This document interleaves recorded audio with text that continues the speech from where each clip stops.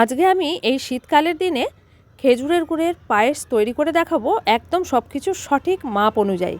আমি এখানে হাতের মুঠোর 4 মুঠো গোবিন্দভোগ চাল নিয়েছি, এক মুঠো 25 গ্রাম, অর্থাৎ আমি এখানে 100 গ্রাম চালের ব্যবহার করেছি। অল্প একটু ঘি গলিয়ে নিয়ে ঘি দিয়ে ভালো করে মাখিয়ে রাখবো। চালটাকে একবার মাত্র ধুয়েছি, বেশি ধোয়া যাবে না। আর বাড়িতে আমার দুধ ছিল, আমি ওই 100 গ্রামের জন্য দুধ ব্যবহার করেছি 2 লিটার। দুধটা এতটাই ঘন, যেহেতু গ্রামে থাকি গরুর দুধ একদম খাঁটি পাওয়া যায়, এই দুধ দিয়ে আমি পায়েস তৈরি করব। আর আমি এখানে খেজুরের গুড় নিয়ে নিয়েছি হাফ কেজি।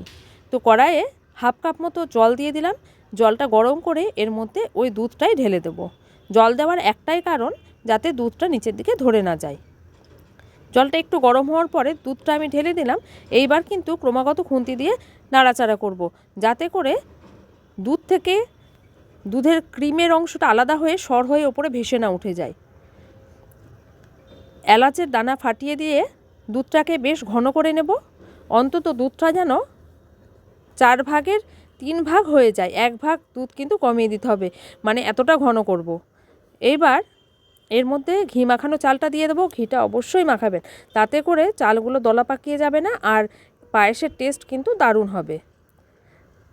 ওটা সিদ্ধ হোক, ততক্ষণ আমি এই 500 গ্রাম যে পাটালি গুড় নিয়েছি সেটাকে একটু ভাবলাম গ্রেট করব। তো গুড়টা এতটাই খাঁটি, একটু গ্রেট করতে গেলাম, দেখুন কীরকম গলে গেল। আসলে খাঁটি খেজুরের গুড় কখনো শক্ত ইটের মতো হয়ে যায় না, এরকম একটু নরম ব্যাপার থেকেই যায়।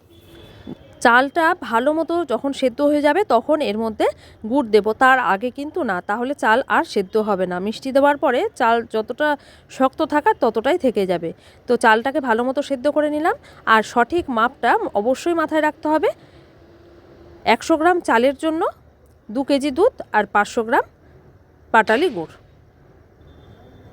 ব্যাস, গ্যাসের ফ্লেম বন্ধ করে আমি এবার গুড়টাকে দিয়ে দিচ্ছি। গ্যাসের ফ্লেম বন্ধ না করে যদি দেওয়া যায় তাহলে গুড়ে ভেজাল থাকলে দুধ সঙ্গে সঙ্গে কেটে যাবে। এবার পাটালি গুড়টা দেওয়ার পরে আমি একটু ঢাকা দিয়ে রাখবো। ততক্ষণ তড়কা প্যানের মধ্যে আমি একটু ঘিয়ের মধ্যে কাজু, কাঠবাদাম আর কিশমিশকে ভেজে নেব। বাদামগুলো ভাজার পরে গ্যাসের ফ্লেম বন্ধ করে তারপরে কিশমিশ ভাজবো, কারণ কিশমিশ ভাজতে একদম সময় লাগে না।